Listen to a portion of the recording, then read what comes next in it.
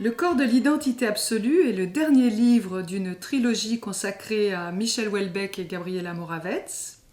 Le premier étant L'étendue grise, qui était un livre en étain. Le second, La fin des Sardonites, qui était un livre en bois. Et ce troisième livre, qui est un livre en carton-paille, un matériau qui représente une forme de dénuement.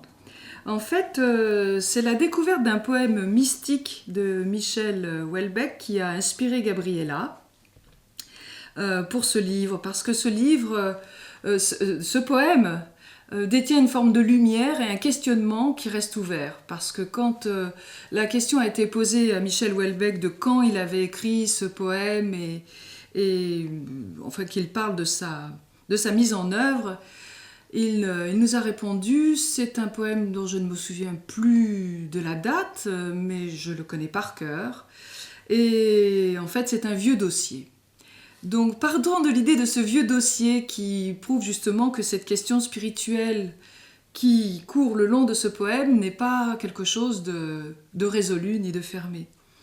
Donc, l'idée, après une longue maturation, parce qu'on voulait vraiment que la forme du livre soit en adéquation avec le texte et le travail de Gabriela, le livre a été conçu comme de vieux dossiers, voilà, qu'on voit apparaître ici, qui ont été reliés ensemble avec un cuir noir. La couverture est gravée en relief. On découvre en première page 10 petits points qui se succèdent et qui correspondent à la couture de la page de titre.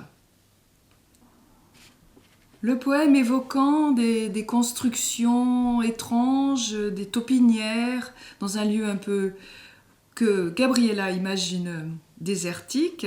Donc Gabriela a fait ses photographies au Salin de Giraud en Camargue. Et elles sont tirées sur papier mûrier, sur papier japonais.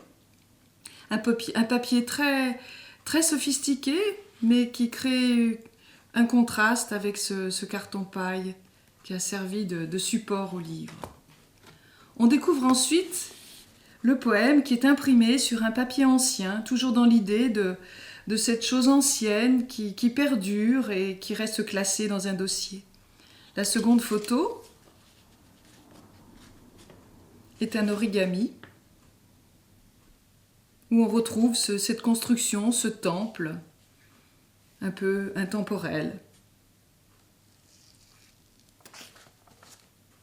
Le texte à nouveau, une photo de Gabriela, un extrait du texte.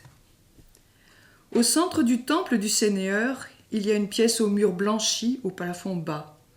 Cette pièce comporte en son centre un autel. Ceux qui parviennent ici sont d'abord surpris par l'ambiance de vide et de calme qui émane de ce lieu. Pourquoi la surface de l'autel est-elle vide? Est-ce ainsi que doit se manifester Dieu?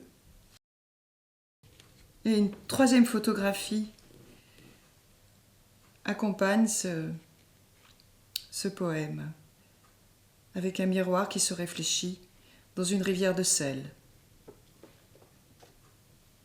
À la fin du poème, comme une forme de rupture, l'écrivain, le poète, évoque une fontaine avec des formes sphériques, demi-sphériques.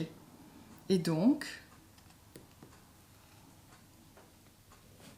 on retrouve ensuite deux formes, une en carbone noir, une en plâtre blanc, qui se font face, avec ce bleu céleste qui les partage.